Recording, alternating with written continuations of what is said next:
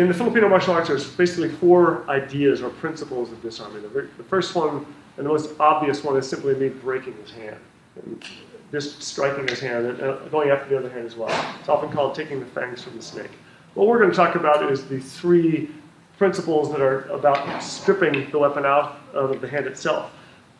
3, and they're not ordered in any particular way. The first one is a snake disarm, where my arm, as if it was metaphorically a snake, goes around the vine and can basically peel. The stick is always going to come out either if I take it out this way or if I take it all the way out this way. His hand can only rotate so far. So snake disarms wrap around the vine and then entangle the arm and strip it out that way, or wrap around the other way and strip it out this way. And there's a number of different examples or permutations of that type of disarm.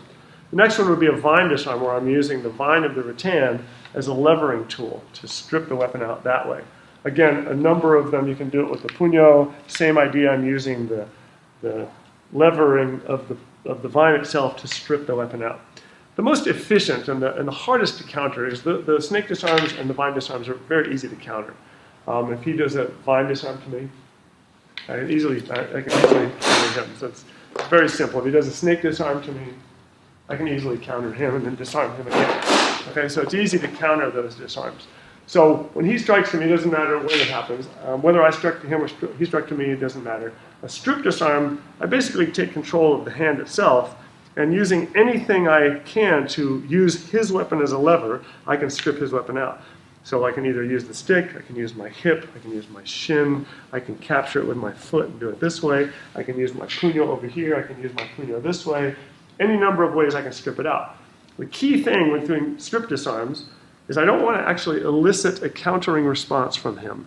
I don't want to do it in such a way, as much as it sounds like it might be a good idea, I don't want to do it in such a way where I'm ripping it out of his hand. The problem with that is that he's going to perceive the danger to his hand. His hand is extremely innervated and it's very responsive. So if he starts to feel like it's going to be injured, it's almost like he has his hand in the mouth of a predator, and he's going to immediately react to that. And that reaction could either just nullify my disarm, or I might just get hit. Because he feels like he's in danger, he might hit me.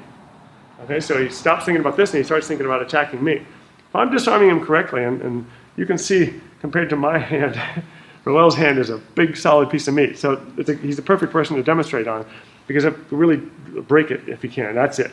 It's not such an easy thing to pull that out of his hand. But what I'm going to do, and I'm going to drop my own stick for a second to demonstrate it, what I'm going to do is I'm going to use leverage, and the weak part of his grip is actually right there. What I want to do is, with whatever I'm doing it with, I'm just going to use my index finger here. I'm just going to peel it out of that grip.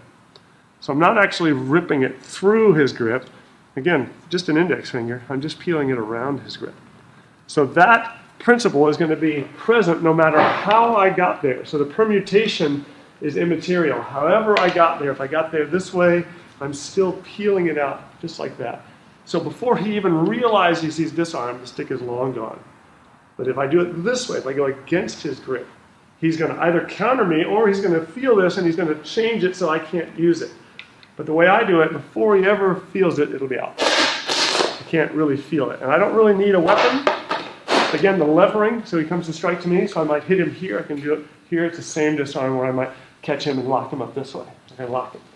If he struck me again, I can here. Like the same thing, I can strip this out this way. It's still a strip disarm, and I'm still coming again here. I'm still taking it out the same way where I'm peeling it out of his grip. So I'm controlling the way he's holding his stick. So if I have it on this side, I can grab it here, I peel it around his thumb and out of his fingers, it comes right out. So each time it's that same principle applied. The number of techniques is almost infinite, because it depends not only on what I know, but on what he presents to me.